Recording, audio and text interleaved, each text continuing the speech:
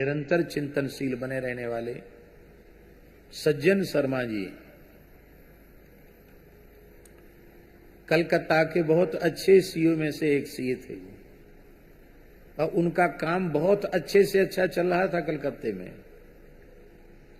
और अभी बहुत बड़ी आयु नहीं है, लेकिन और दो बालक हैं, वो अभी पढ़ ही रहे, उनका विवाह भी नहीं हुआ, संसार का कर्तव्य भी पूरा नहीं हुआ, लेकिन एक झटके में कलकत्ते को छोड़कर अपने संपूर्ण जीवन को गौ सेवा में अर्पित कर दिया।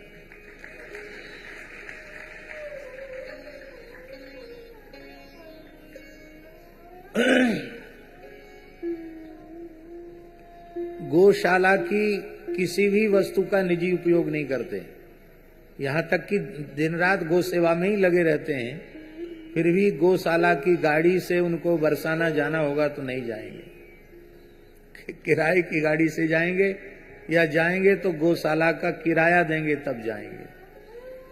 जब बरसाने में उनका निवास नहीं बना था तो जड़खोर गोधाम के कक्ष में रहकर उसकी मासिक सेवा गौ सेवा करते थे तब, और गौशाला का एक अन्न का कण भी उन्होंने अब तक नहीं लिया। अपनी जुक्ति मुक्ति से अपना निर्वाह करते हैं। नहीं तो धन कमाने से किसको संतोष होता है। युवावस्था में संसार से वैराग्य हो जाए, धन से अरुचि हो जाए और तीव्र गति से साधन और सेवा की भावना जग जाए, ये भगवान की अहेतु की कृपा से ही संभव है। पर सच्ची बात है कि इस तरह का निर्णय यदि किसी भाग्यशाली ने कर लिया है तो उसी मनुष्य का जीवन सफल जीवन है, सार्थक जीवन है, आदर्श जीवन है।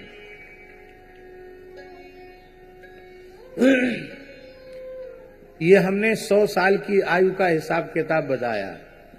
25 वर्ष ब्रह्मचर्याश्रम, 25 वर्ष गृहस्थाश्रम, 25 वर्ष वानप्रस्थ, 25 वर्ष संन्यास के। अब 100 साल तो सब जीते नहीं है, जीते हैं सब 100 साल में, शताब्दी तो सब पूरी करते नहीं है। तब इस समय आयु का अनुपात 80 तक मानना चाहिए। तो यदि हम 80 वर्ष की आयु अनुपात में माने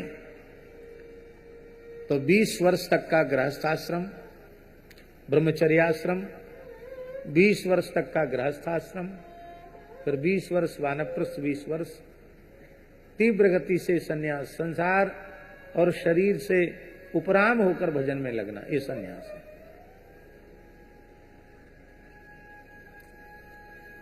तो इतना कम हो गया 80 वर्ष मानने से।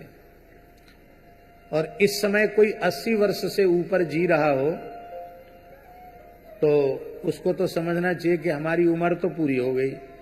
अब जो जी रहे हैं वो केवल भगवान की इच्छा से जी रहे हैं, और अब जो जी रहे हैं वो केवल भगवान के लिए जी रहे हैं और भगवत सेवा के लिए जी रहे हैं।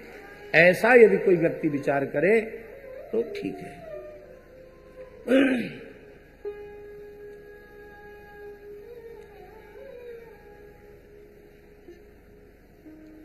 बोलो भक्तवत्सल भगवान की जय।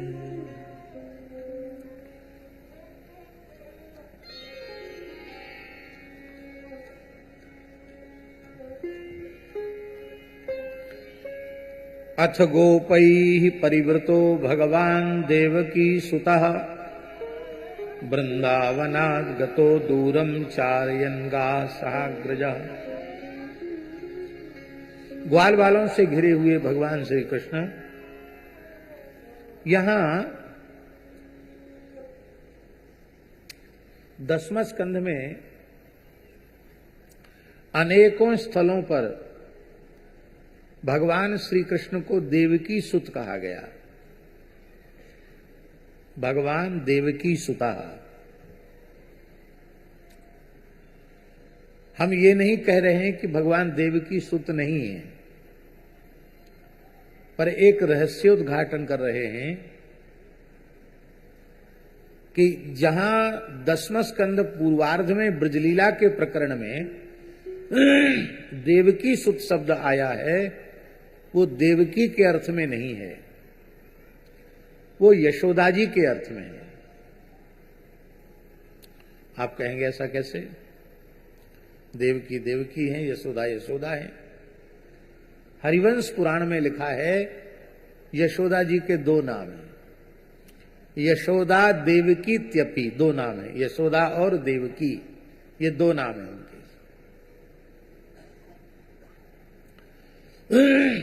आज की सभ्यता तो यह है कि ऐसी सब नाम लेके पुकारते हैं, लेकिन हमारी प्राचीन सभ्यता में मनु महाराज ने व्यवस्था बनाई है, नियमावली बनाई है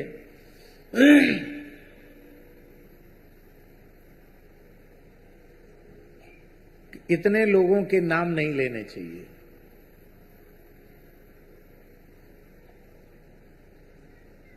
यदि कल्याण की इच्छा है तो इतने नामों के उच्चारण से बचना चाहिए। कौन कौन? ध्यान देकर सुनिए। आत्मनाम, गुरोर्नाम, नामातिकृपणस्य च, श्रेयस्कामो न गृह्णीयात्, ज्येष्ठापत्य कलत्रयोः। अपना नाम बार बार नहीं लेना चाहिए। बहुत से लोगों का अभ्यास होता है अपना नाम लेकर बात करने का, वो अच्छा नहीं माना जाता है। तब आप कहेंगे अपना नाम कोई पूछेगा तो बताएंगे नहीं क्या नाम? आपका नाम श्री महेश शर्मा जी है और आपसे कोई पूछे तो क्या आप नाम नहीं बताएंगे? बताना चाहिए कि नहीं? हम पूछें आपका क्या नाम है तो आप बताएंगे जो नाम आपका है। फिर मनु महाराज क्यों कह रहे हैं कि अपना नाम नहीं लेना चाहिए? इसका आशय है कि अपना नाम लेने की एक पद्धति है। यदि आप शास्त्र की मर्यादा को जानते हैं, वैदिक हिंदू सनातन की मर्यादा को जानते हैं, तो आप नाम तो बताएंगे, पर किस पद्धति से बताएंगे? वो पद्धति हम आपको बता रहे हैं। आप संस्कृत में बोलेंगे तो आप कहेंगे भगवन महेश शर्मा इति कथयन्ति माम जनाः। इसका अर्थ हुआ भगवन लोग मुझे महेश शर्मा के नाम से जानते हैं, अथवा लोग मुझे महेश शर्मा कहते हैं, अथवा मेरे पिताजी मुझे महेश शर्मा कहते, महेश कहते हैं। इसका मतलब क्या हुआ? इसका मतलब हुआ कि लोग कहते हैं वो मैं दोहरा रहा हूं, मैं अपना नाम नहीं ले रहा हूं। ध्यान में ही बात।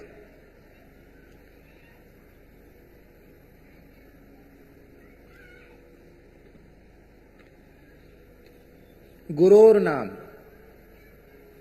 गुरुजी का नाम भी नहीं लेना चाहिए। लोग सीधे ही नाम लेते गुरुजी का, हम उनके चेला हैं। न श्री न जी, सीधे ही नाम लेंगे। उपाधि की बात तो जाने दो, तो कोसों चलेगी उपाधि।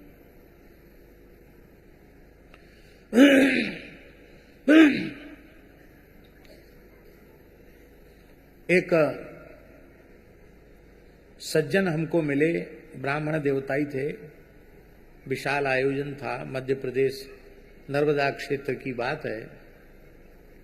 तो हमसे उन्होंने कहा महाराज मैं भद्राचार्य का चेला हूं। तो हमने कि वो कहाँ विराजते हैं, कहाँ रहते हैं?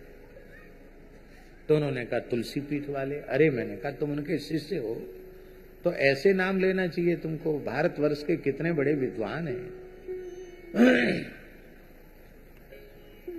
पद्म भूषण पद्म विभूषण न जाने कितनी उपाधियां उनको मिली हैं। अद्भुत उनका वैदुष्य है। और फिर आपके गुरुजी हैं। बोले फिर क्या नाम बोले? यही नाम तो है उनका। फिर वही नाम बोला। अरे नाम भी पूरा नहीं ले रहे हो, इतना ही कह दो तुलसी पीठ वाले जगत गुरुजी, तो भी हम समझ जाएंगे। नाम लेने की क्या आवश्यकता है? अब रमण रेती वाले महाराज जी कहने से अपने आप लोगों को पता पड़ गया कि किसका नाम ले रहे हैं, तो उनका नाम लेने की क्या आवश्यकता है? जब अपने पूज्य हैं, अपने से बड़े हैं, अब पूज्य स्वामी जी महाराज रेवासा के आचार्य चरण 17वें आचार्य, लोग तो ऐसे ही नाम उनका ले देते हैं, लेकिन हम कभी भी बोलते हैं प्रायः तो श्री रेवासा महाराज कह के ही बोलते हैं। रेवासा महाराज, साकेतवासी श्री रेवासा महाराज। तो पता तो चल गया कि रेवासा महाराज का मतलब किसका नाम लिया जा रहा है। अपने पूज्य जनों का नाम संकेत में या लेना भी पड़े तो अनंत श्री संपन्न श्री अग्रपीठाधीश्वर जगत गुरु श्री स्वामी राघवाचार्य जी महाराज वेदांती रेवासा धाम, यस ऐसा लो। लेकिन बिना मर्यादा के बड़ों का नाम लेना अच्छा नहीं है। और एक का नाम नहीं लेना चाहिए। किसका नाम? नामाति कृपणस्य च, जो कृपण नहीं अति कृपण हो, भारी कंजूस हो, उस कंजूस आदमी का नाम जानते हुए भी मुंह से उच्चारण नहीं करना चाहिए। सीताराम राधे श्याम करके बुला लो तो अच्छा है, नाम उसका जिह्वा पे नहीं आना चाहिए। और कम से कम सवेरे शाम को तो नहीं ही लेना चाहिए। अतिकृपण,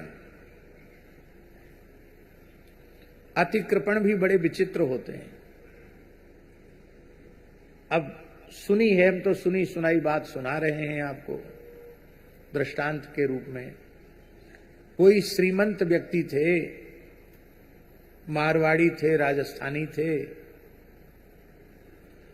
और गए ब्रज दर्शन करने के लिए, तो मथुरा में विश्राम घाट पर आचमन करने लगे।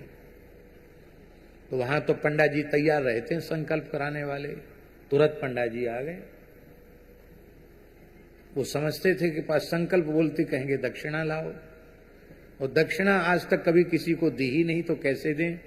अपने अभ्यास को क्यों बिगाड़ें, अपनी प्रतिज्ञा भंग क्यों करें कि जीवन में केवल लेना ही लेना है, देना किसी को है ही नहीं। तो बोले नहीं नहीं, हम तो ऐसी आचमन कर रहे हैं, हमको संकल्प की जरूरत नहीं। अरे बोले जजमान संकल्प करेगा तो पूरा पुण्य मिलेगा। बोले हमको पूरा पुण्य नहीं चाहिए, हमको तो आप पधारे, हाथ जोड़ते हैं आपके पधारे। बोले यहां तो आचमन करेगो तो संकल्प करनो पड़ेगो। क्यों? तो पंडा जी बोले जी घाट का तेरे बाप को है, तेरे पुरखान ने बनवाया ये घाट। अरे हम मथुरावासी तीर्थ पुरोहित जमुना पुत्र, ये सब हमारो है, हमारो डंडा पुजे यहां, हमारी आज्ञा के बिना कचुनाए तू कर सके, तो बिना संकल्प के आचमन करो, चले जा दूर। जबरदस्ती संकल्प बोला, ला दक्षिणा।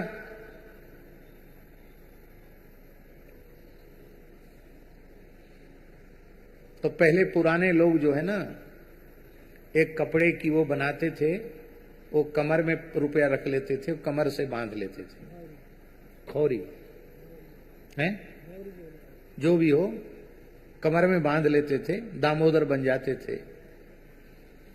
तो कमर के पैसा तो उसने छुए नहीं, ऐसे इधर जेब में हाथ डाले, उधर जेब में हाथ डाले। बोले पंडित जी क्या बताऊं, आप नाराज मत होना, पैसा तो इस समय बिल्कुल एक पैसा भी नहीं मेरे पास। बोले कोई बात नहीं, 1.25 रुपया दक्षिणा संकल्प का लिखवा लो। पंडा जी ने अपनी बही में लिख लिया, नाम पता सब। बोले तू वहां का है? वहां तो मेरी बहुत जजमानी में हर साल जाता हूं, और तेरा नाम हमने सुना, तू बहुत बड़ा सेठ है। कोई बात नहीं, हम वहां जाकर 1.25 रुपया ले लेंगे तुमसे। 1.25 रुपया दक्षिणा और 1.25 मन अन्न लिख लिया। अब पंडा जी समय से जजमानी में पहुंचे। उस व्यक्ति ने जब देखा कि ये ब्राह्मण तो यहां तक आ गया, तो आते ही उसने अपनी पत्नी से कहा कि मैं मरने का नाटक करता हूं, तुम रोने लग जाना। हाँ, हाय री हाय, मैं तो मर गई, ये चले गए, मेरा क्या होगा। ऐसे जोर जोर से चिल्लाना। वो भी बड़ी आज्ञाकारिणी रही होगी। इसने मरने का नाटक किया और उसने जोर से रोना आरंभ किया। पंडित जी बोले, भाई क्या बात है, क्या हुआ? कहे तो ये तो पधार गए। उसने सोचा कि अभी तक तो कुछ नहीं था, मेरे घर में पैर रखते ही पधार गए, ऐसा कैसे हो सकता है? तो बोले, तो ठीक है, कोई बात नहीं, हमारा पैर ही इतना खराब है कि हमारे आते ही भगत जी पधार गए, हमें तो उनसे कुछ दान दक्षिणा लेनी थी, हिसाब किताब बकाया था, कोई बात नहीं, मर गए तो क्या है, अब बिना उनका संस्कार कराए हम जाएंगे नहीं। क्योंकि हम मथुरा से आए हैं तो हमारी उपस्थिति में विधि पूर्वक अंत्येष्टि हो जाएगी, तो ये कम से कम अच्छे लोकों में जाएंगे। बैठ गए, अपना झोला झंटरा वहीं पटक के बैठ गए। गृहिणी ने कहा कि वो तो कहता अंत्येष्टि करा के जाएंगे। अरे बोले, अब काम धंधा हमसे होता नहीं है, घर में रोटी बिगाड़ते हैं, फूंक ताप दो, कोई चिंता की बात है, पर देंगे नहीं। हाँ, वो ही पता नहीं कैसी पतिव्रता रही होगी, पुत्र भी कैसे आज्ञाकारी रहे होंगे, जीवित बाप को ही अर्थी में बांध के राम नाम सत्य है, गोपाल नाम सत्य है, सत्य बोलो गत्य है। पंडित जी पीछे पीछे चले। जैसे ही गांव के बाहर स्मशान में उनको लेके गए तो पंडित जी का हृदय पसीज गया। बोले, ये मरने के लिए तैयार हो गया, पर 1 रुपया और 1 मन अन्न देने के लिए तैयार नहीं है। उसके नाम पर प्राण देना चाहता है, पर किसी ब्राह्मण का कुछ सत्कार नहीं कर सकता। तो हम भले ही त्रिकाल संध्या नहीं, 6 काल संध्या करें तो भी इतने बड़े कंजूस का दान तो हम नहीं बचा पाएंगे। तो ब्राह्मण ने सोचा कि हमारी ब्राह्मणता भी लगता है बहुत फीकी रह जाएगी। तो उन्होंने कहा, देखो एक उपाय है, शायद ये जीवित हो जाएं। अरे महाराज, बड़ी कृपा की बात है, हम मंत्र जानते हैं, और नहीं तो फिर हम बढ़िया इनका अंत्येष्टि विधान तो कराएंगे ही। सब दूर हट जाओ। सबको दूर हटा दिया। धीरे से कान में कहा कि हमने बही में जो लिखा है ना तुम्हारा नाम कि 1 रुपया और 1 मन अन्न, उसको हम काट देते हैं, तुम मरो मत, घर चलो। इतना सुनते ही वो मरा तो था ही नहीं, चिता से उठ के बैठ गया। लोग यही समझ रहे थे कि अरे भाई, ब्राह्मण देवता ने पता नहीं कौन सा मंत्र फूंका और ये मरे हुए जिंदा हो गए सेठ जी।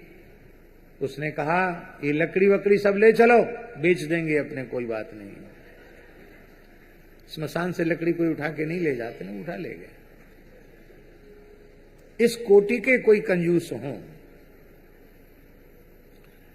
और शाम सवेरे उनका नाम लेने की आवश्यकता पड़ जाए तो सीताराम राधे श्याम कह के उनको पुकारना, नाम मत लेना। चले ही उनका नाम भले ही अच्छे से अच्छा नाम क्यों ना हो, नाम मत लेना।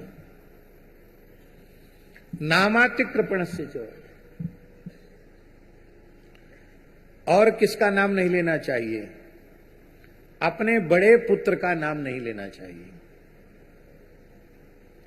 ज्येष्ठ पुत्र का, पुराने घरों में आपने देखा होगा, बड़े को दादा, दाऊ, भैया ऐसा कुछ संबोधन करते थे, पिता भी उसका नाम नहीं लेते थे।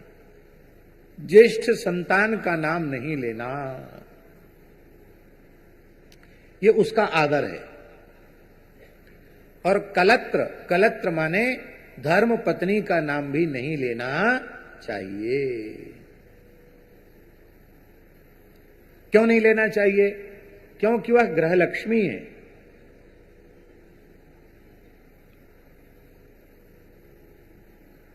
और कितने संबोधन हो सकते हैं?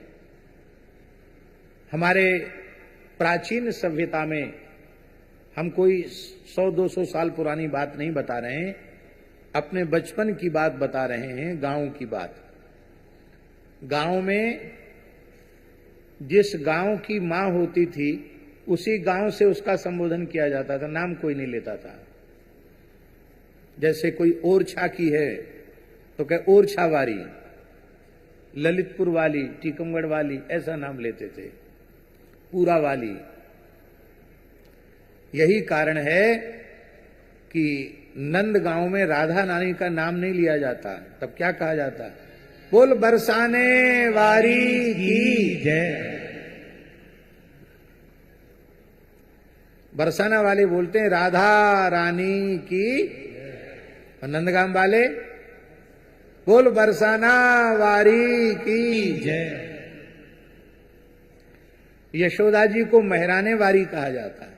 आज भी ब्रज में ऐसी परंपरा है, मायके के नाम से उनका नाम लिया जाता है, अथवा कोई दूसरा नाम रख दिया जाता, सांकेतिक नाम।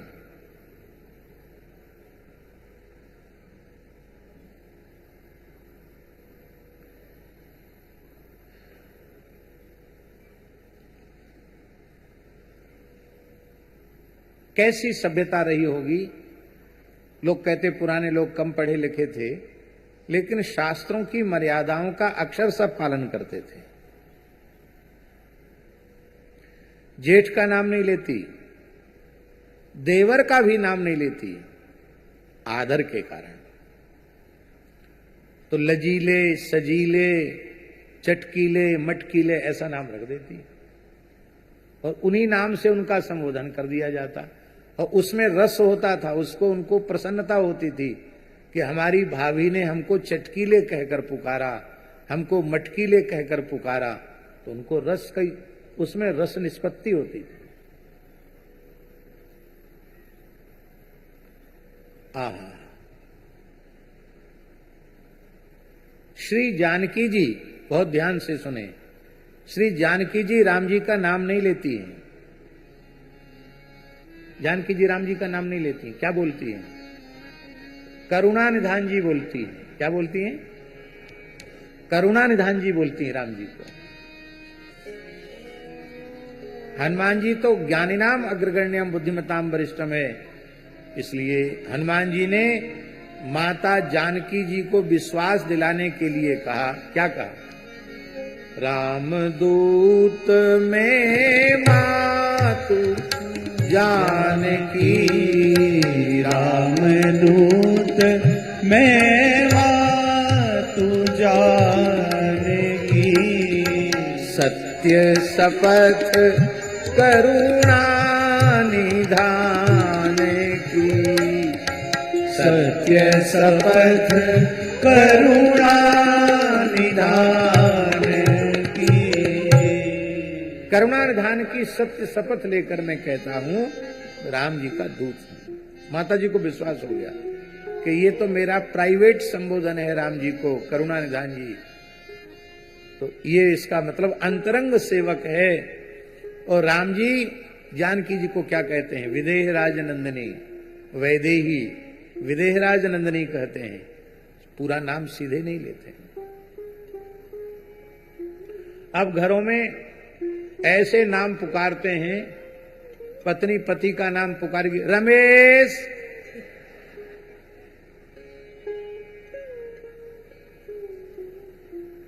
लो साहब, जैसे घर का कोई नौकर हो, और वो भी कहेंगे ममता, चाहे घर की कोई नौकरानी हो। गृह स्वामी को नौकर बना दिया और गृह स्वामिनी को नौकरानी बना दिया। ये आधुनिक सभ्यता है, प्राचीन सभ्यता ये नहीं। तो हमारी जो सभ्यता है सनातन सभ्यता, उस सनातन सभ्यता के अनुसार अनेक बातें। अब देखिए, छोटे छोटे गांव में भी बच्ची थोड़ी सी सयानी हो गई, थोड़ी सी का मतलब 12-13 वर्ष की भी हो गई, तो हमने अपनी आंखों से देखा, माता कहती ए सिर ढक के जाओ, हैं? कहते कि नहीं? माता जी कहते थे कि नहीं? आपके बचपन में? खुले सिर से मत जाओ। और सब माताओं ने केस खोल दिए, सिर खोल दिया। द्रौपदी ने तो कारण विशेष से केस खोले थे। भाई जब तक कुरुकुल का संहार नहीं हो जाएगा तब तक हम केस नहीं बांधेंगे। अब माताओं ने बिना किसी के संहार के प्रतिज्ञा के द्रौपदी के जैसे केस खोल दिए। ये बहुत अनुचित बात है। बहुत खराब लग रही होगी माताओं को, लेकिन लगे तो लगे। वेणी गुंथन करना चाहिए। खुले केस रखना सौभाग्यवती माताओं के लिए शोभनीय नहीं है। सिर नंगा रखना यह भी माताओं के लिए शोभनीय नहीं है। आपने देखा गुरुद्वारों में कोई भी माता के मस्तक का, खाली मस्तक का दर्शन नहीं करेंगे। सबके यहां दुपट्टा होगा, कपड़ा बांधेंगे, दुपट्टा रखेंगे।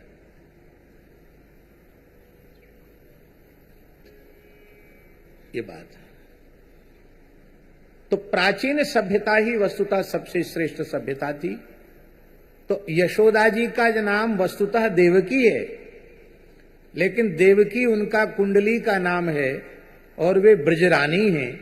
ब्रजराज नंद जी की गृहिणी हैं, ब्रजरानी हैं। तो ब्रजरानी को उनका देवकी नाम क्यों लिया जाए? इसलिए सब उनका उपनाम उच्चारण करते हैं, यशोदा। यशोदा माने सबको यश देने वाली, किसी को अपयश नहीं देती, किसी को बुरा नहीं कहती। बहुत ध्यान से सुनने की बात है।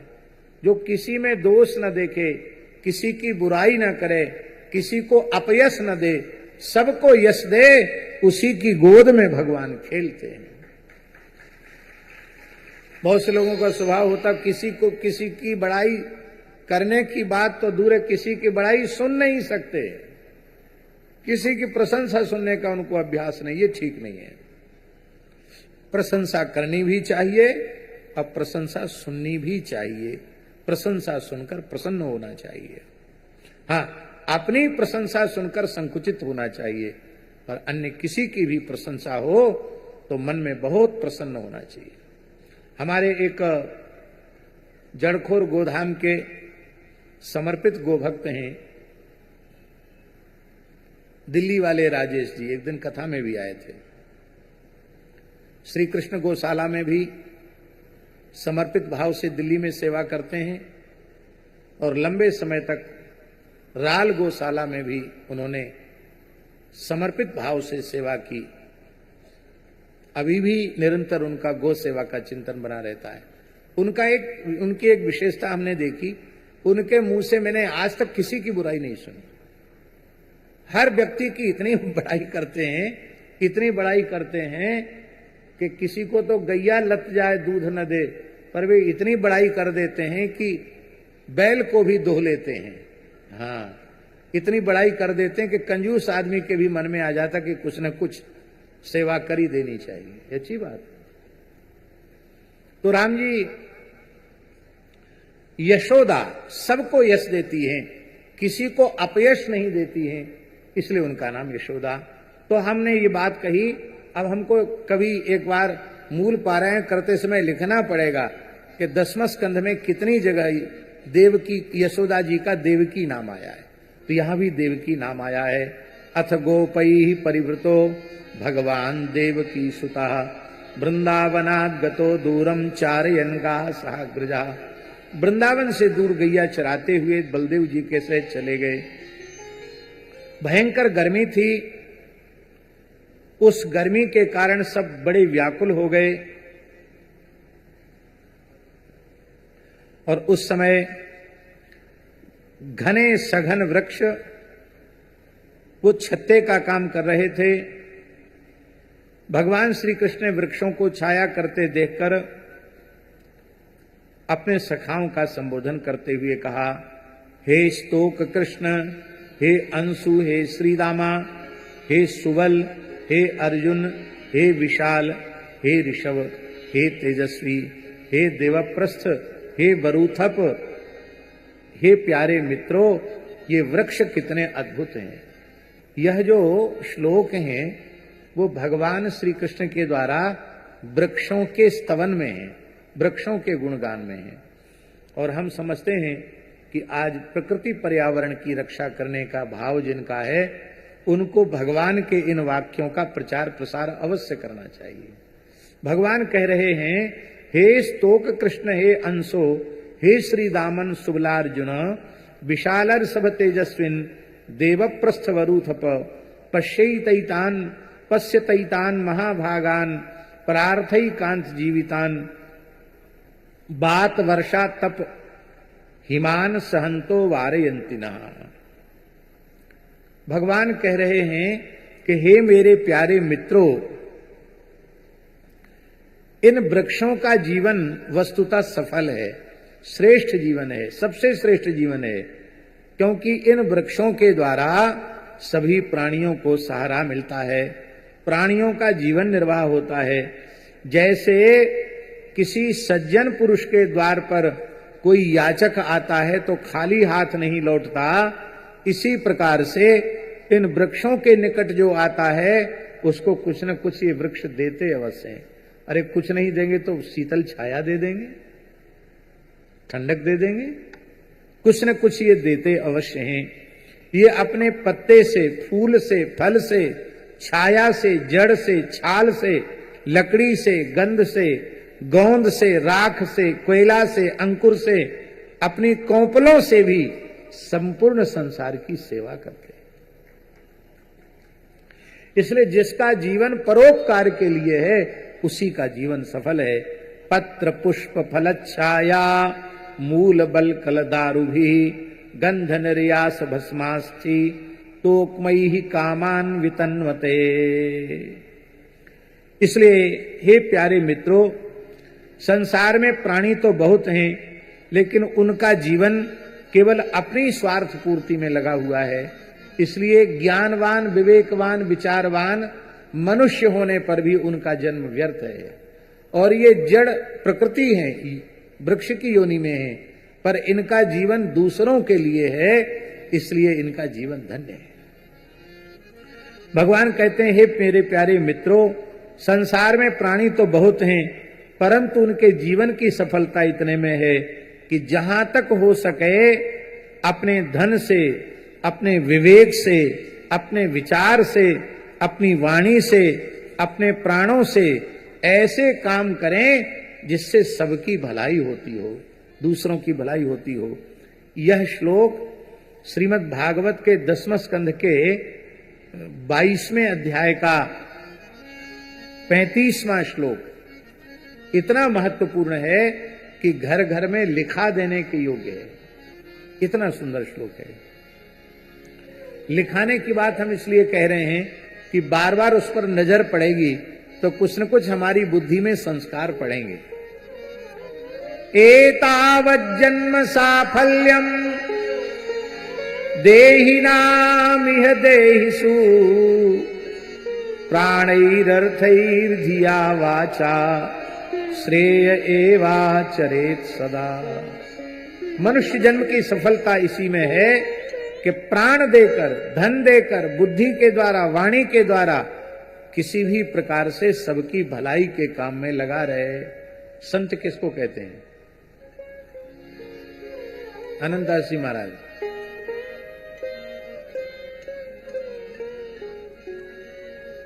लाल कपड़े वाले को कि सफेद कपड़े वाले को कि पीला कपड़े वाले को कि काला कपड़े वाले को कि खड़ा तिलक लगाने वाले को कि आड़ा तिलक लगाने वाले को कि तिलक न लगाने वाले को,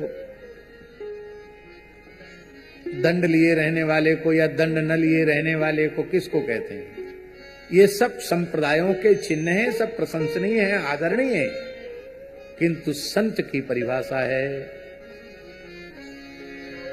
आइए आइए, संत की बात चल रही थी। देवलिया के महंत श्री जगदीश दास जी महाराज कृपा पूर्वक पधारे हैं, हम उनका स्वागत करते हैं।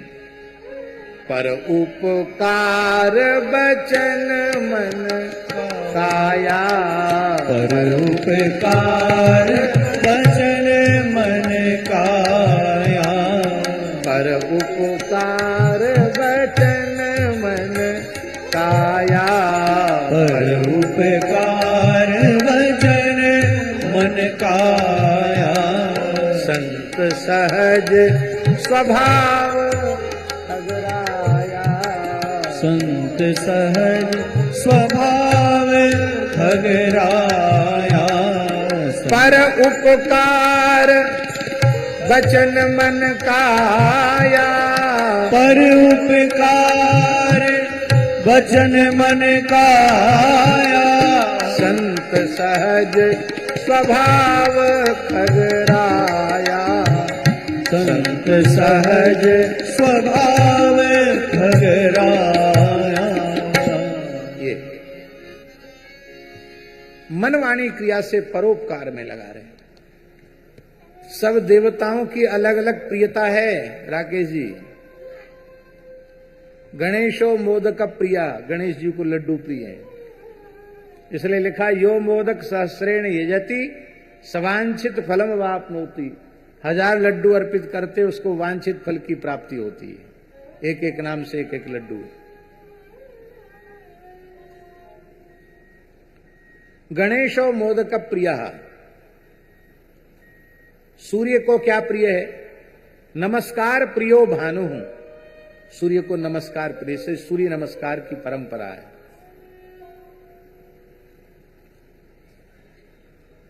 भगवती को क्या प्रिय है?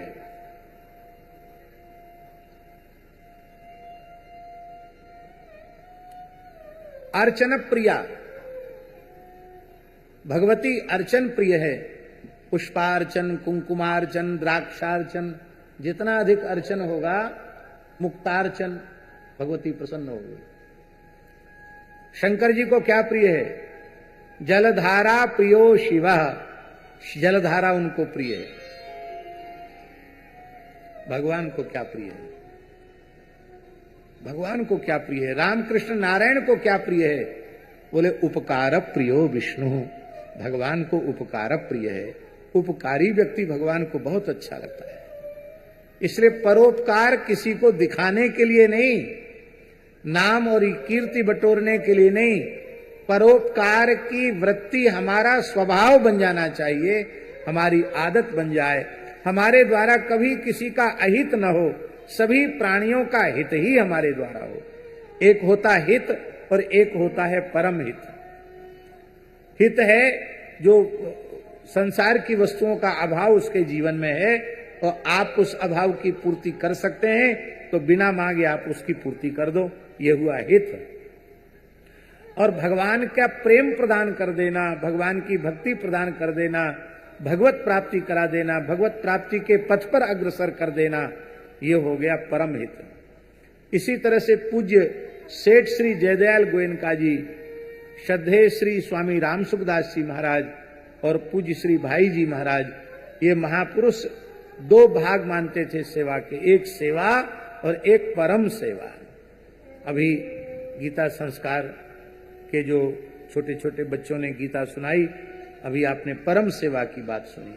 परम सेवा माने कोई मरने लग जाए तो उसको गीता जी सुनाना, उसको कीर्तन सुनाना, उसके मुख में तुलसी दल गंगा जल देना, ये उसकी परम सेवा है, क्योंकि आप उसके कल्याण का चिंतन कर रहे हैं। परम सेवा। तो उपकारी व्यक्ति भगवान को प्रिय है।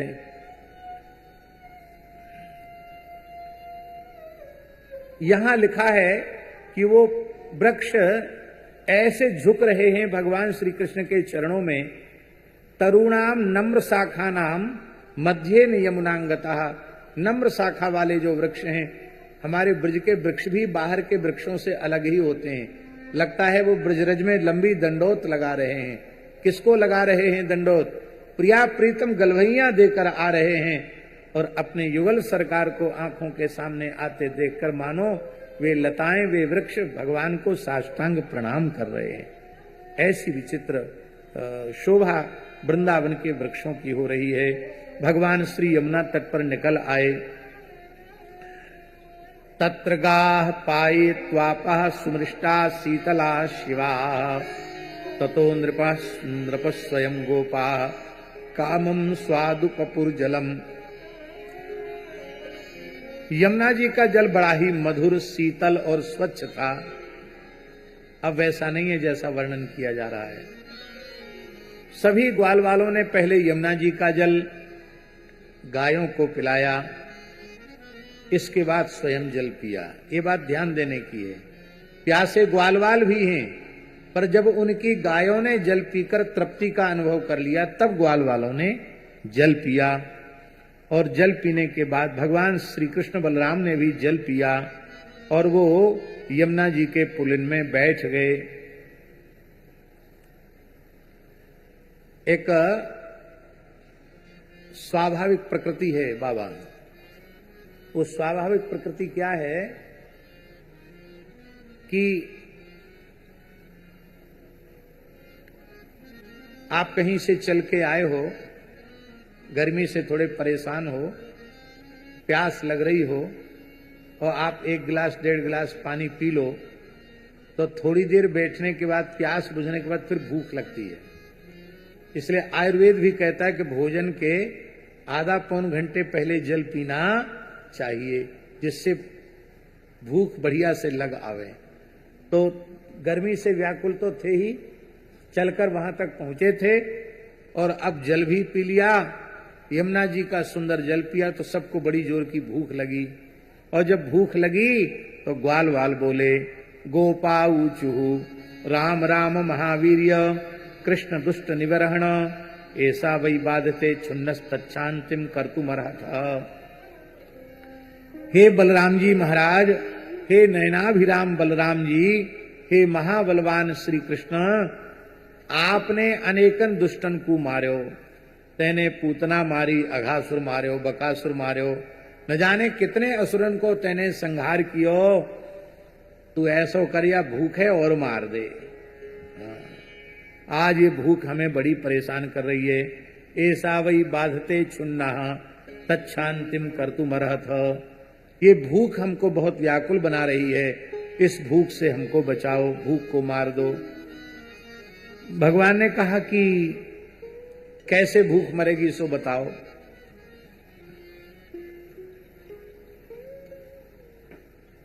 ग्वालवाल बोले, भूख बुझाए वे को उपाय हमारे हम पे हो तो हम तुमते कहते ही क्यों।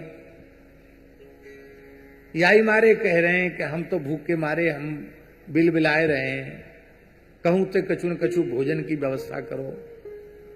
और भूख जब लगती है तब पता चलता है कि उस समय अन्न का किस प्रकार से चिंतन होता है कि कुछ भी खाने को मिल जाए।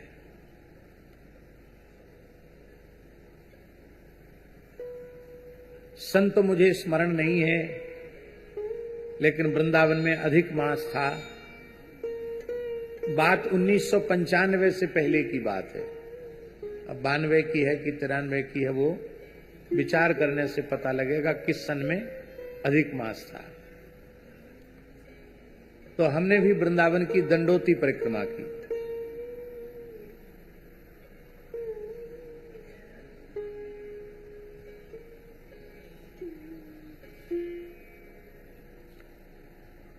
हमने दंडोती परिक्रमा की वृंदावन की। गर्मी का समय था तो रात्रि में 8-9 बजे चलते थे। उस समय पक्का रोड नहीं था, परिक्रमा में कच्चा रास्ता था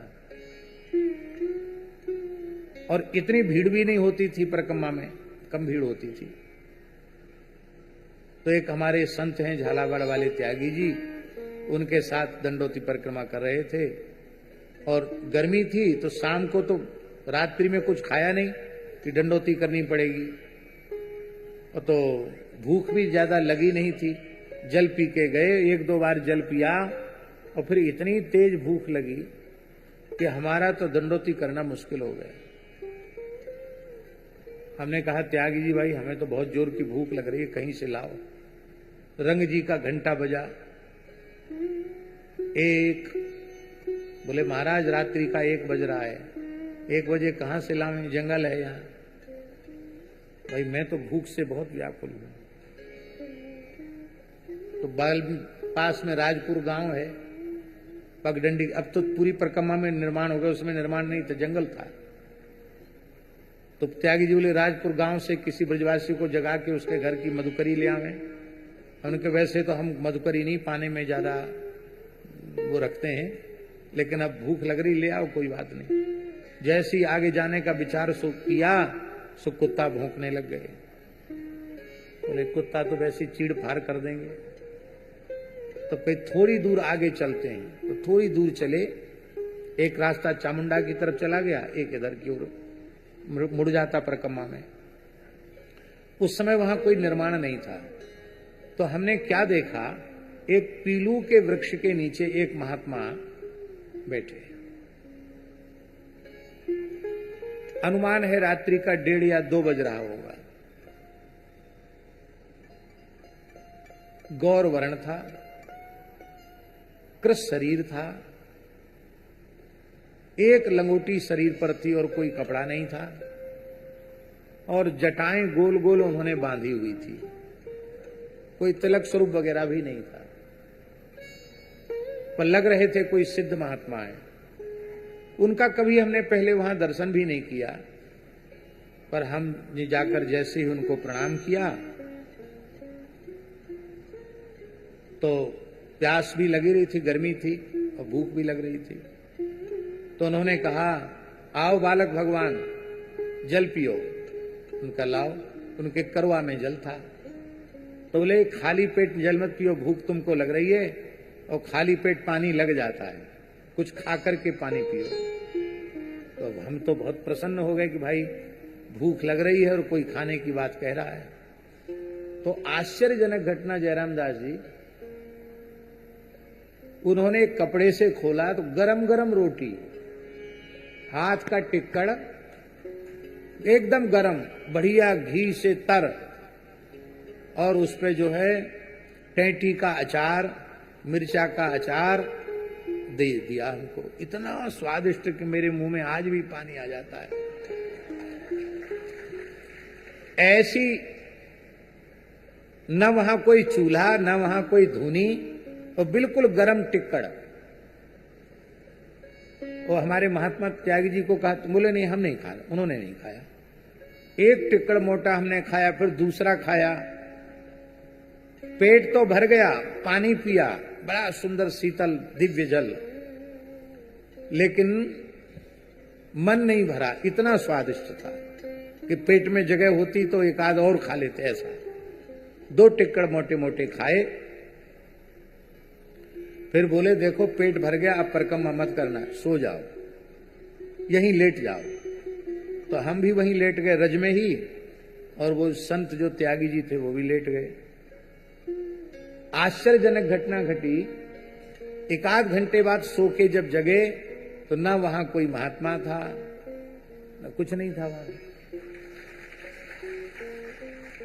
तो हमको ऐसा लगा कि वृंदावन में सिद्ध पुरुष विराजते हैं, राधा रानी की व्यवस्था इतनी बढ़िया है कि 1:30-2 बजे रात को भी किसी को भूख लगे तो राधा रानी किसी को भूखा नहीं रखती है।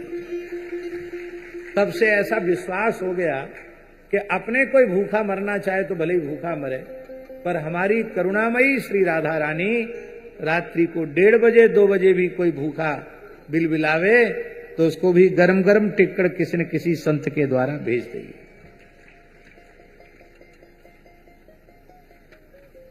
तो सखा बोले कि हम पे व्यवस्था होती तो हम आपते काई को कहते, आप ही बताओ, या भूख को कहा उपाय किया जाए। तो भगवान ने कही, इति विज्ञापितो गोपैर भगवान देवकी सुतः भक्ताया विप्रभार्याया प्रसीदन निधम अब्रवीत। भगवान ने कहा कि हे ग्वाल वालों, हे मेरे प्यारे मित्रों, यहां निकट में ही मथुरा के ब्राह्मण यज्ञ कर रहे हैं। वो उन ब्राह्मणों की जो पत्नियां हैं वो मेरी बड़ी भक्ता हैं, उनके पास चले जाओ और वहां ब्रह्मवादी ब्राह्मणों से, उनकी पत्नियों से यज्ञ का प्रसाद लेकर के आओ। वे आंगिरस नाम का यज्ञ कर रहे हैं स्वर्ग की कामना से। सत्रम आंगिरसम नामो ह्यासते स्वर्ग काम्यया, स्वर्ग की कामना से आंगिरस नाम का यज्ञ कर रहे हैं। वहां जाकर के और तुम मेरे लिए, मेरे भेजने से तुम लोग वहां जाकर मेरे बड़े भाई बलराम जी का नाम लेना और मेरा नाम लेना और उनसे कहना कि थोड़ा सा सिद्ध भात, थोड़ा सा भात दे दो, भोजन सामग्री दे दो, तो हम लोग बड़े भूखे हैं, सबकी भूख बुझ जाएगी। भगवान की आज्ञा पाकर के ग्वाल वाल वहां गए और महाराज जी लिखा है, कृतांजलि पुटाह विप्रान दंडवत पतिता बोल। ग्वारियन ने उजड्डता नहीं दिखाई, वहां उजड्डपना नहीं दिखाया। ग्वाल वाल गए, हाथ जोड़े और भूमि पर लौट कर साष्टांग प्रणाम किया और हाथ जोड़कर बड़ी विनम्रता से कहा, हे भूमि देवा सुनतो कृष्णस्यादेश कारिणः प्राप्तान जानीत भद्रम्बो गोपान्नो रामचोदितान। हे भूदेवो, इस धरती के मूर्तिमंत देवता स्वरूप हे ब्राह्मणों, हम सब भगवान श्री कृष्ण के आज्ञा पालक हैं, बलराम जी के आज्ञा पालक हैं। भगवान कृष्ण बलराम की प्रेरणा से आप सब ब्राह्मणों के चरणों में हम आए हैं और हमारा आना सब प्रयोजन है, हम प्रयोजन के लिए पूर्ति के लिए आए हैं। गाश्चारयन्ता विदूर ओदनम रामाच्युतौ वो लसतो बुभुक्षितौ तयोर्द्विजा ओदनमर्थिनो यदि श्रद्धा च वो यच्छत धर्म वित्तमाः। ग्वाल वालों ने कहा कि गैया चराते हुए श्री कृष्ण बलराम हम सखाओं के साथ यहां तक आ गए और यहां आने पर बहुत जोर की भूख लगाई, तो क्या छकियारी छाक लेके ना आई? छाक लेके गोपी आती है तो घनघोर जंगल में भटक गई और वे छकियारी हमारे निकट तक नहीं पहुंच पाई, वो वापस हो गई। हमको भूख लगी है। तो आप धर्म का मर्म जानते हैं, यदि आपकी श्रद्धा हो तो हम भोजनार्थियों के लिए थोड़ा सा भोजन दे दीजिए। यहां धर्मवित्तमाह क्यों कहा, ये बहुत ध्यान देने की बात है। धर्मवित्त, धर्मवित्तर, धर्मवित्तमः, धर्म के ज्ञाताओं में जो सबसे श्रेष्ठ हो उनको धर्मवित्तम कहते हैं। इसका आशय यह है कि धर्म का सार, सर्वोपरि धर्म का सिद्धांत यही है, भूखे को अन्न देना, प्यासे को पानी देना।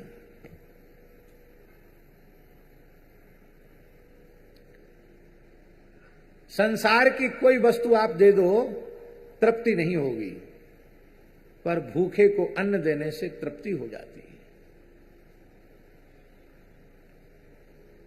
आप दक्षिणा दो, कितनी दोगे तृप्ति होगी? महापूरन कोई नहीं कराता दक्षिणा से। लड्डू से महापूरन, कचौड़ी से महापूरन, गुलाब जामुन से महापूरन। दक्षिणा से कोई महापूरन कराने वाला माई का लाल पैदा ही नहीं हुआ। कौन कराएगा? कई बार हंसी आती है कि दक्षिणा बढ़ती रहे तो सवेरे 6 बजे पंगत बिठा दो और शाम तक सब बैठे रह जाएंगे दक्षिणा लेने वाले, हाथ नहीं धोएंगे, बस लाइन लगी रहनी चाहिए दक्षिणा देने वालों की। पर अन्न ऐसा है कि अमीर हो गरीब हो कैसा भी व्यक्ति हो, तृप्त होकर जब भोजन कर लेता तो कहता बस अब तृप्त हो गए, पूर्ण हो गए, अब हमें कुछ नहीं चाहिए। तो अन्न तृप्तिकारक है। अन्न देने वाले को प्राणदाता माना गया। अन्नदः प्राणदः प्रोक्ता, अन्न देने वाला प्राणदाता है। इसलिए अन्नदाता को भी धर्म पिता का दर्जा दिया गया है। भूखों को अन्न खिलाने वाला धर्म पिता है। जितने भी दान पुण्य हैं उनमें विचार है, पात्र का विचार है। यदि अपात्र को दान किया गया तो वो दान व्यर्थ हो जाएगा। केवल अन्नदान ऐसा है जिसमें पात्र अपात्र का विचार नहीं है। जो भी भूखा मनुष्य है वो अन्न का अधिकारी है। किसी जाति का, किसी मत का, किसी पंथ का व्यक्ति हो, स्त्री हो या पुरुष, जो भूखा व्यक्ति है वो अन्न का अधिकारी है। संत मलुकदास जी ने तो भक्ति की सरलतम परिभाषा प्रस्तुत की है। वे कहते हैं भूखे ही टूका, प्यासे ही पानी, यह भगति हरि के मन मानी, यह भगति हरि के मन मानी। एक जगह कहते हैं मलुकदासी, तीन लोक में सार है, टुकड़ा अरु पानी, कह मलूक ते तर गए, जिन यह मति ठानी। सेवा का व्रत जिसने ले लिया वे भव सागर से पार उतर गए। हमने कितने लोगों को देखा, अपने एक बेंगलोर के सज्जन हैं बजाज जी, उनकी फैक्ट्री में जितने काम करने वाले सबको निःशुल्क उत्तम से उत्तम भोजन। और ऐसा नहीं, बिल्कुल जगन्नाथ जी विराजे हैं, बड़ी पवित्रता से सुंदर प्रसाद बनता है, भोग लगता है और सबको भरपेट खिलाया जाता है। और केवल कर्मचारियों को नहीं निःशुल्क भोजन है, उस संस्था में कोई व्यापारी आओ, कोई व्यक्ति चले आओ, सबको भोजन है। और जब से उन्होंने भोजन का काम शुरू किया तब से भगवत कृपा से अन्नदान की महिमा से काम बहुत आगे बढ़ गया। बनारस में नारायण जी जानते हैं, जालन जी के यहां चाहे जितने लोग आ जाएं सबको भोजन की व्यवस्था है और इस अन्नदान की महिमा से ही काम आगे बढ़ा है। अपने श्री जड़खोर गोधाम में लगभग 600 कर्मचारी हैं और सबको बाल भोग, सबको राजभोग, सबको ब्यारू है। एक पैसा शुल्क नहीं है और दर्शन करने के लिए आने जाने वाले अतिथि अभ्यागत उनको भी सबको प्रसाद की व्यवस्था है। और यह प्रयास किया जाता है कि वो प्रसाद की व्यवस्था गौ सेवा के द्रव्य से न हो, इधर उधर से जुटा करके हो।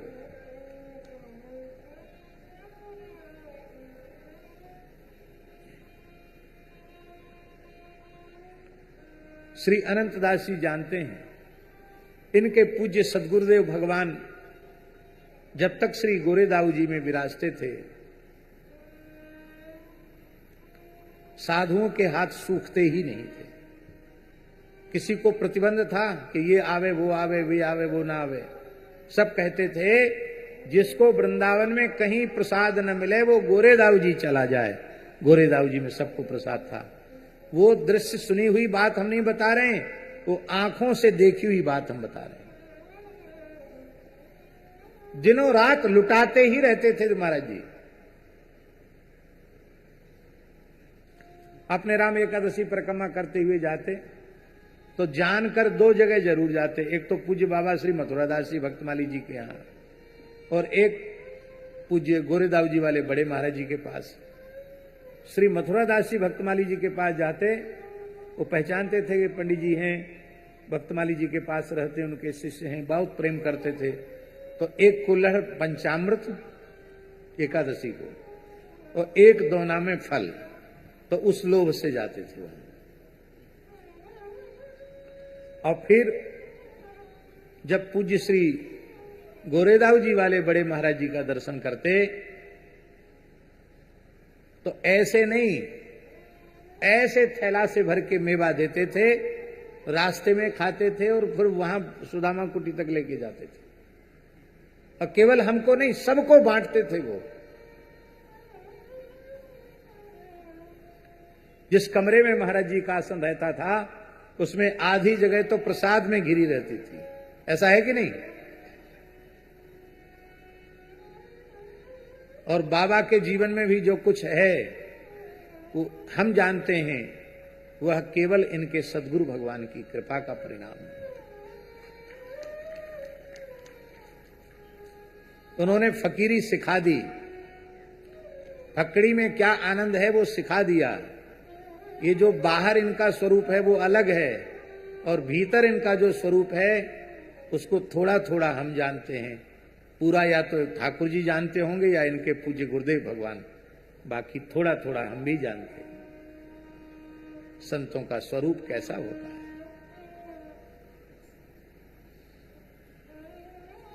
इसलिए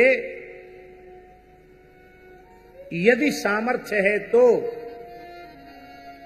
अन्नदान पर खूब जोर देना चाहिए। बहुत महाराज जी, शर्मा जी, लिखा है जिस व्यक्ति का अन्न खाकर के बटुक ब्रह्मचारी वेद पारायण करते हैं उस व्यक्ति की 7 पीढ़ी स्वर्ग चली जाती है। ये बात जब हम रेवासा धाम में देखते हैं, सैकड़ों विद्यार्थी वेद पाठ करते हैं, सबकी निःशुल्क व्यवस्था है, तो देख करके हृदय प्रसन्न हो जाता है। ये बात है। तो धर्म वित्तमा, धर्म का सार ये है भूखे को अन्न देना। महाराज जी, सारा धर्म कर्म एक तरफ और भूखे को अन्न देना एक तरफ। आप धर्म कर्म बहुत करते हो और भूख के मारे आपके सामने कोई बिलबिला रहा है तो आपके मन में दया नहीं आती है, तो आपकी पूजा पाठ का क्या अर्थ निकला? आप स्वयं बढ़िया बढ़िया माल खा रहे हो, दूसरा व्यक्ति देख रहा है आपको लालच भरी दृष्टि से। अरे हम तो कहते जो बढ़िया से बढ़िया चीज आप स्वयं खाते हो उतना ही बढ़िया भोजन घर के नौकरों को भी तृप्त होकर के कराओ। ये नहीं कि बचा खुचा तुमको मिलेगा सवेरे का दोपहर में, दोपहर का शाम को, रात का बचा हुआ सवेरे। तुम खाओ वैसा, उनको बढ़िया खिलाओ। देखो वे नौकर भी तुम्हारे ऊपर कितने प्रसन्न होंगे, तुमको अपने माता पिता के जैसा आदर देंगे।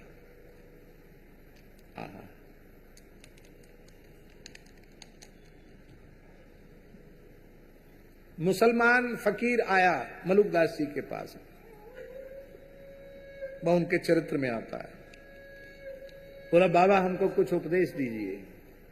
बाबा बोले जो भूखे को अन्न खवावे, जो भूखे को अन्न खवावे, सो खिताब साहिब का पावे, सो खिताब साहिब का पावे। जो प्यासे को देवे पानी, जो प्यासे को देवे पानी, बड़ी बंदगी मोहम्मद मानी, बड़ी बंदगी मोहम्मद मानी। मोहम्मद साहिब, तुम जिस मत को मानते हो तुम्हारे पैगंबर का भी मत यही है, भूखों को अन्न दो, प्यासों को जल पिलाओ। हाँ, तो भगवान तो भगवान के जो ग्वाल वाल हैं वो धर्म के रहस्य का उपदेश कर रहे थे, फिर भी वे ब्राह्मण ना हाँ बोले ना बोले, कुछ बोले।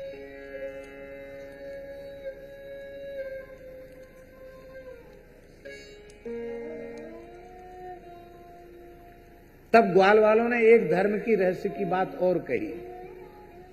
ये श्लोक प्रत्यक्ष बलि का आग्रह जिन लोगों का है उन लोगों को जरूर पढ़ना चाहिए और सुनना भी चाहिए। दीक्षायाः पशु संस्थायाः सौत्रामण्याश्च सत्तमाः अन्यत्र दीक्षितस्यापि नान्नमस्नन ही दुष्यति। उन ग्वाल वालों ने कहा कि जिस यज्ञ में पशु बलि होती है उस यज्ञ में और सौत्रामणि यज्ञ में सुरा का आग्रहण किया जाता है, उस सौत्रामणि यज्ञ में दीक्षित पुरुष का अन्न नहीं खाना चाहिए। फिर से सुन लो, जिस यज्ञ में पशु बलि होती है अथवा सौत्रामणि नामक यज्ञ की दीक्षा लेकर के बैठा है यज्ञकर्ता, तो उसका अन्न नहीं लेना चाहिए। लेकिन इसके अतिरिक्त अन्य किसी भी समय किसी भी यज्ञ में दीक्षित पुरुष का अन्न खाने में कोई दोष नहीं है। इसलिए आपका कोई कर्मकांड भी कर्मकांड की विधि भी दूषित नहीं होने वाली है, आप हमें अन्न अवश्य दें।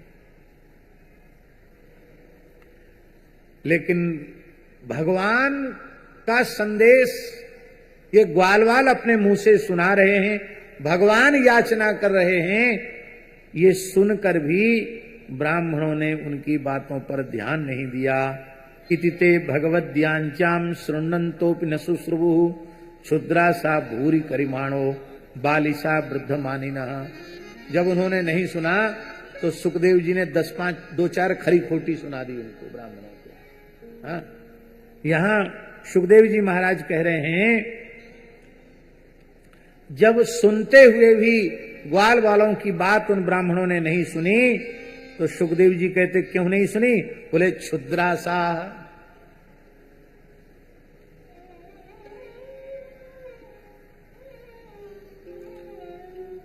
महदासा होनी चाहिए, क्षुद्रासा नहीं होनी चाहिए।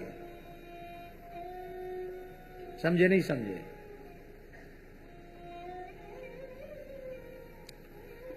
क्षुद्र आशा नहीं होनी चाहिए, महान आशा होनी चाहिए।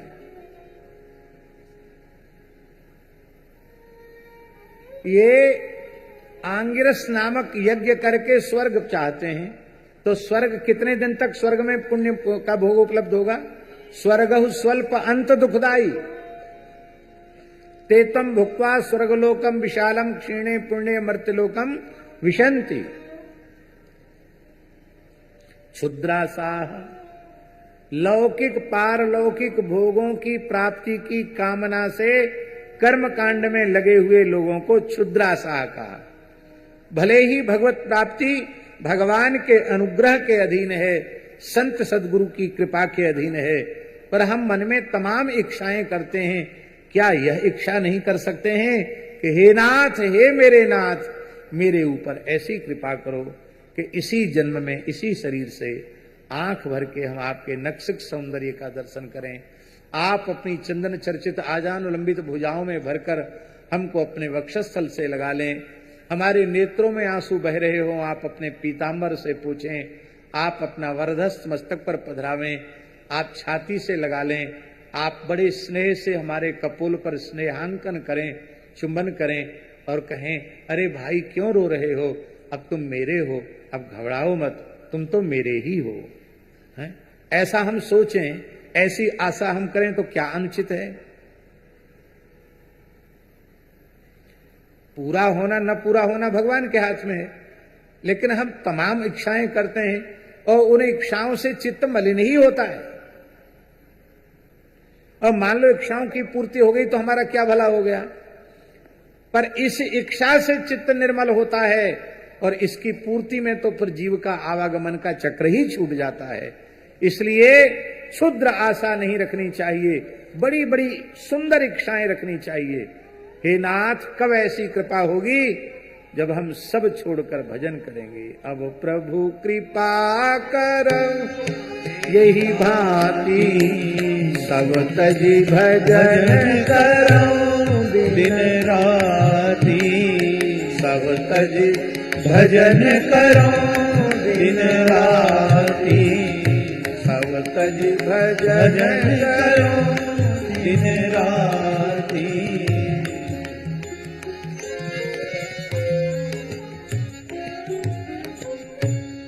जय जय श्री राधे।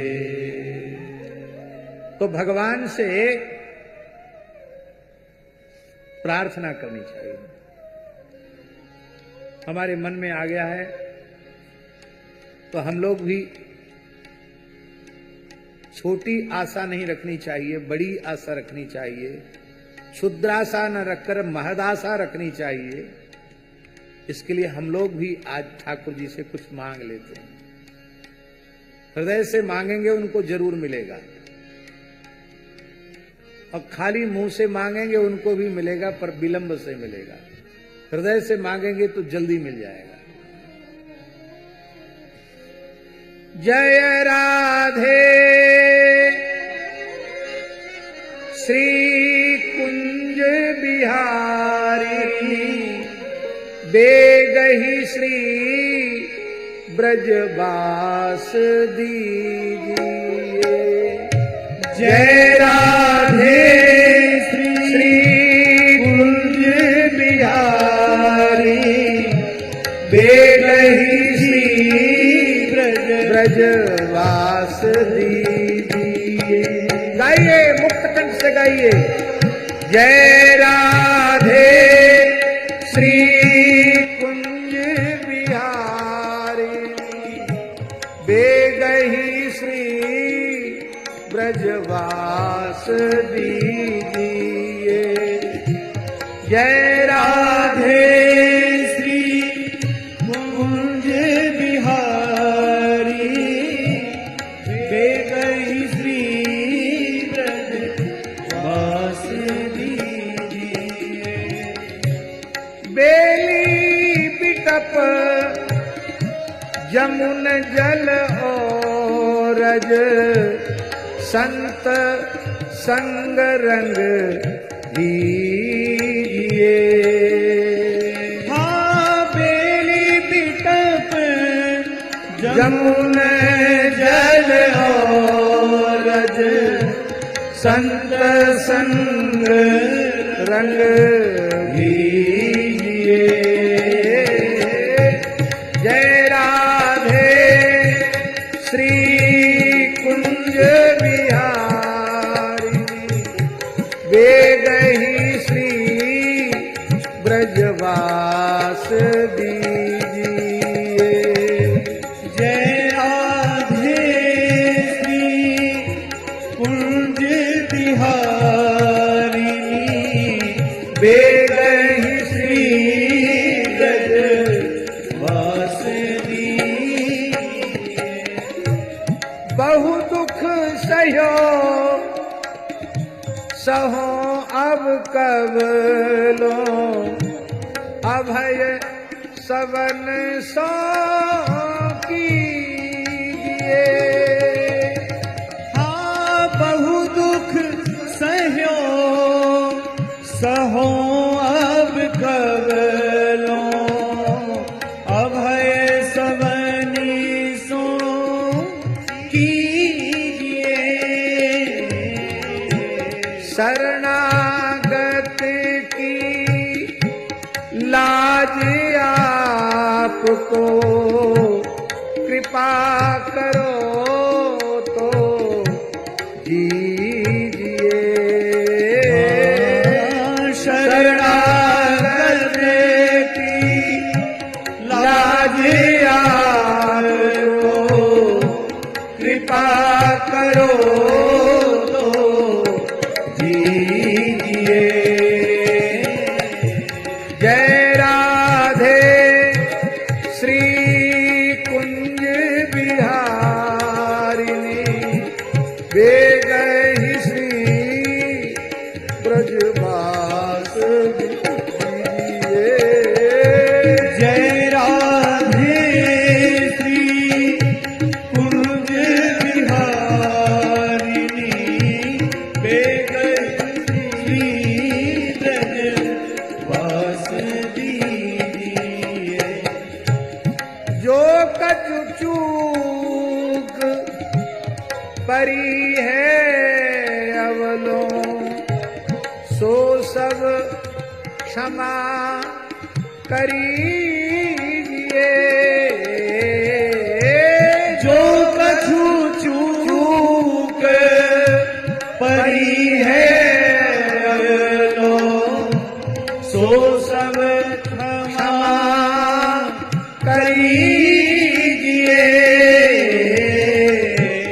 जुगल प्रिया अनुचरी आपकी विनय श्रवण सुनी लीजिए।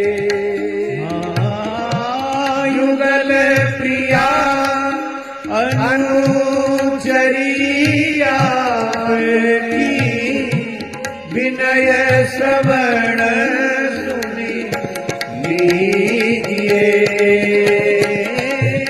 जय राधे श्री कुंज बिहारी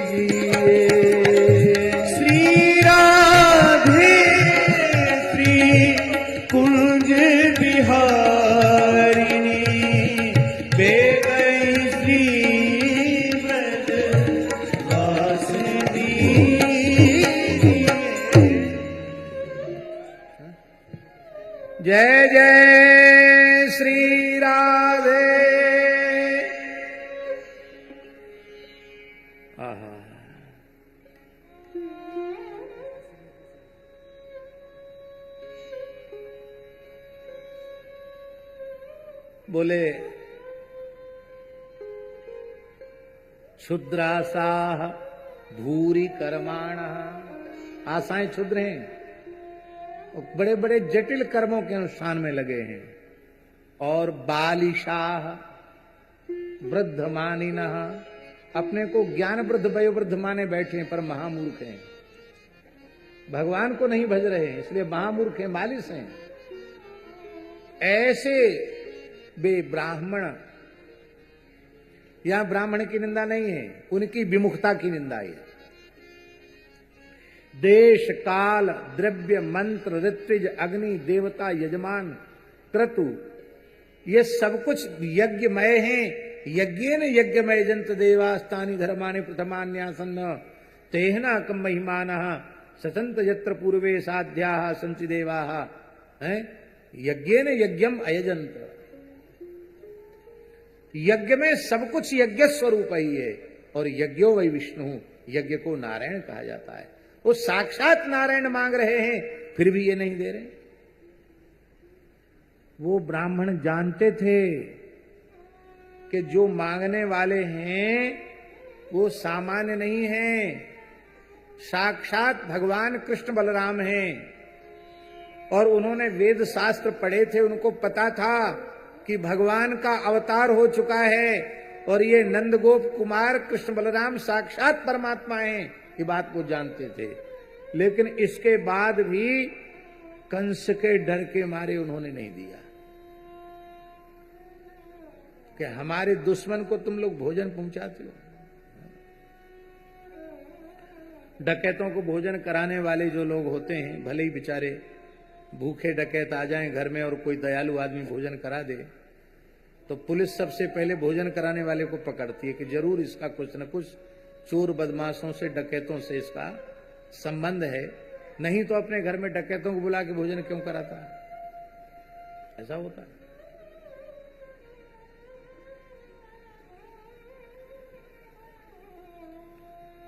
आपकी देने की इच्छा नहीं है, लोभ लालच ज्यादा बढ़ा हुआ है, तो आप दो टूक शब्दों में मना कर दो मांगने वाले को, भाई समय खराब मत करो, मैं दे नहीं सकता, मेरा देने की आदत नहीं है और तुम जाओ। तो निराश होकर चला जाएगा।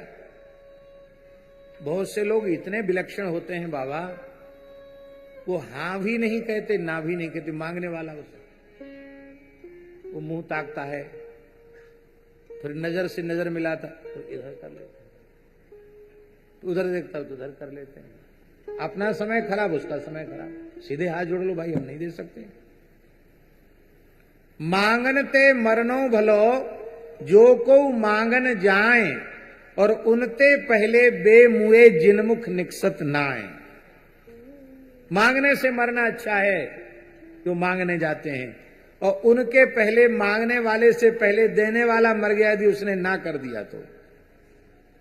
पर हम एक और बात बोल रहे हैं, हम ये बोल रहे हैं कि जो ना कर देने वाला, उसको कहते हैं ना, मांगनते मरनो भलो जो को मांगन जाए, उनते पहले बेमुए जिनमुख निकसत नाए।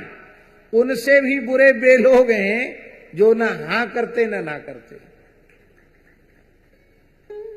और बहुत से लोग तो इतने कुशल होते हैं, कोई धार्मिक आयोजन हो रहा हो तो बढ़ चढ़ कर अपना नाम लिखवा देंगे और घोषणा भी करवा देंगे, लोग ताली बजाएंगे, इन्होंने इतने अच्छे काम के लिए इतनी राशि मुक्त हस्तदान की है। फिर जो लेने वाले हैं उन बेचारों की उसके दरवाजे पर जाते जाते चप्पल घिस जाएगी, पर उनको पसीना तक नहीं आता है। भाई ये छल करना बहुत खराब है। मैं हंसाने के लिए नहीं बोल रहा हूं, मैं इसलिए बोल रहा हूं आप बिल्कुल मत दो। कौन आपका गला पकड़ के ले रहा है आपसे? बिल्कुल मत दीजिए। लेकिन झूठी घोषणा करना, सेवा की यज्ञ आदि के लिए पवित्र कर्मों के लिए घोषणा करके फिर न देना, ये बहुत बड़ा पाप माना गया हमारे धर्म शास्त्र के अनुसार। वो बेचारे ग्वाल वाल लौट के आ गए, उदास है क्या? भगवान ने कहा काहे भैया, काहे मोड़ो लटकाए के काहे क्यों चले आए? अरे बोले कन्हैया तेने बड़ो बुरो कियो हमारे संग, कौन से जन्म की दुश्मनाई निकाली है तेने? कहा हमने कहा बुरो कियो, हम तो तुमको ले भोज प्रसाद लेवे गए यज्ञ नारायण को लेके आए। अरे बोले महाराज वो स्वाहा स्वाहा करवे में लगे सबरे ब्राह्मण, हमने आपको नाम लियो, दाऊ दादा को नाम लियो, ये कई बड़े भूखे हैं, फिर उनने कछु ना आए कही, हमने लंबी लंबी लोल लोट के दंडौत करी, फिर उनने कछु नहीं दियो हमको। भगवान बोले कोई बात नहीं, वो कर्म के जाल में उनकी बुद्धि फंसी हुई थी, इसलिए उन्होंने तुम्हारी बात पर ध्यान नहीं दिया। कोई बात नहीं, तुम फिर से जाओ। अब तो हम नहीं जाएंगे, लेकिन अब जाओ। तुमने गलती ये की कि तुमने ब्राह्मणों से मांगा। वो ब्राह्मण जो है ना, वो हमारे भक्त नहीं हैं, वे भोगों के भक्त हैं, कर्मकांड के भक्त हैं, वो मेरे विशुद्ध भक्त नहीं हैं। मेरी विशुद्ध भक्ता तो उन ब्राह्मणों की पत्नियां हैं, इसलिए ब्राह्मण पत्नियों के पास जाओ, और वे ब्राह्मण पत्नियां उनको जैसे ही कहोगे, वे यज्ञ पत्नियां सुंदर भक्ष भुज लेहिए चोष्य व्यंजन लेकर के जरूर आवेंगी। अब यहां प्रश्न है, ब्राह्मण इतने बड़े विद्वान वो भक्त नहीं है, और ये ब्राह्मणी बिना पढ़ी लिखी भक्त कैसे हो गई?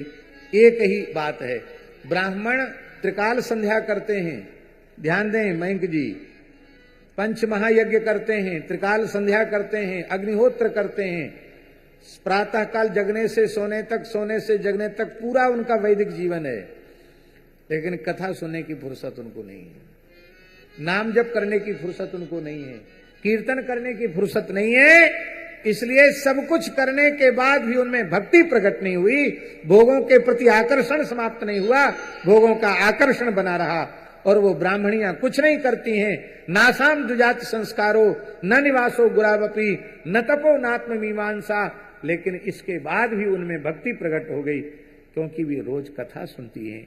जो मालिनी वृंदावन फल फूल लेने के लिए जाती हैं और वो मथुरा में ब्राह्मणियों के यहाँ आकर बेचती हैं, तो ब्राह्मणी पूछती हैं आज ठाकुर जी ने कौन सी लीला करी, तो सब सुनाती हैं, वो रोज लीला श्रवण करती हैं, इसलिए भक्ति प्रकट हो गई।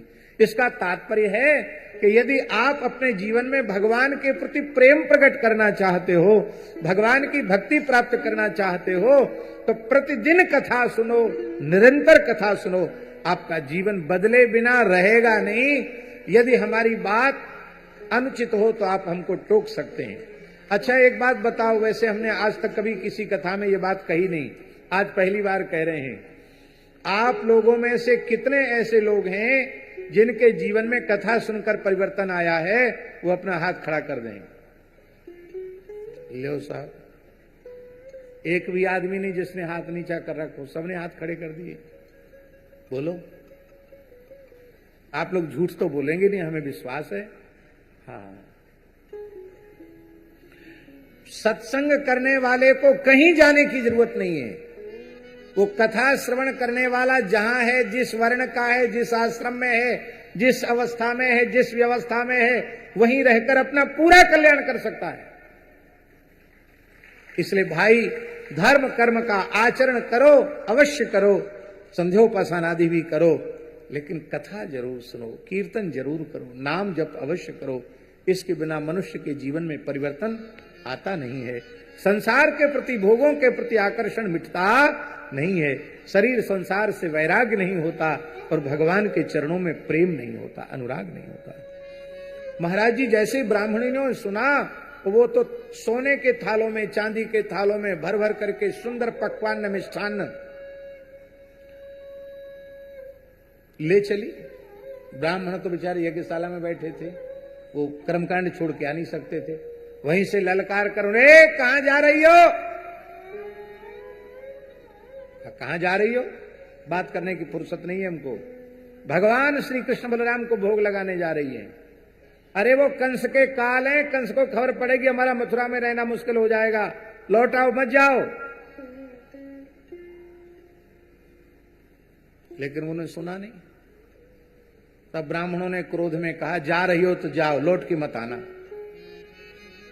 तो इसकी भी परवाह नहीं की कि हमारा स्त्री शरीर है, और ये कहते लौट के बताना, तो हम कहां जाएंगी, वो तो रखेंगे नहीं अपने पास, और ये हमको कहते लौट के आना है, तो हम कहां जाएंगे?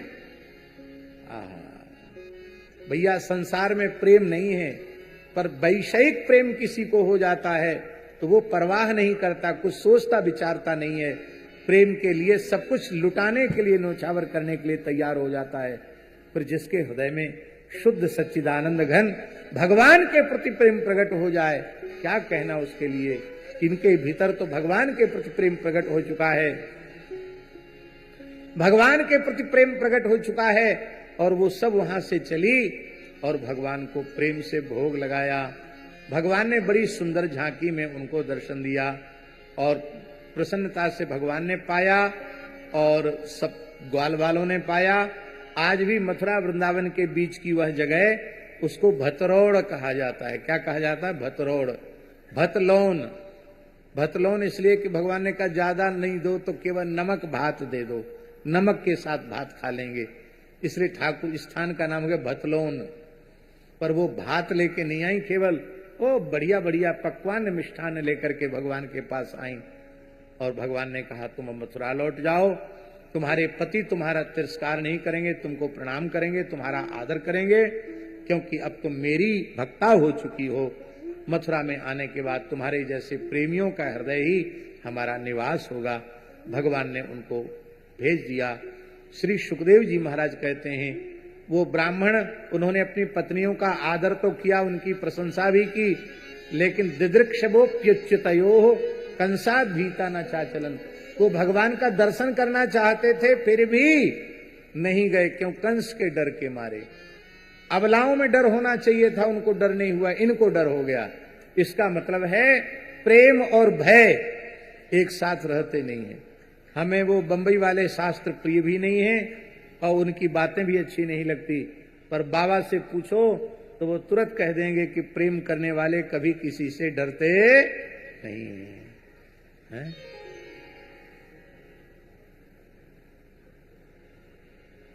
जब संसार में प्रेम करने वाले नहीं डरते हैं तो भगवान से प्रेम करने वाले भला क्यों डरेंगे? जिनकी शरणागति अभयम सर्वभूतेभ्यो ददाम्ये तद्व्रतम मम, इन्हीं शब्दों के साथ 6:30 बजने वाला है।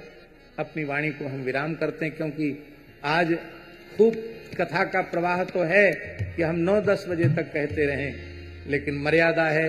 इन लोगों को भी सबको जाकर ट्रेन पकड़नी है, यहीं से जाकर ट्रेन पकड़नी है, और हमको भी आज ही प्रस्थान करना पड़ेगा, क्योंकि कल कुछ फ्लाइट कैंसिल हो गई है, कल कुछ ऐसी परिस्थिति आ गई है, तो आज रात्रि को हमको प्रस्थान करना पड़ेगा।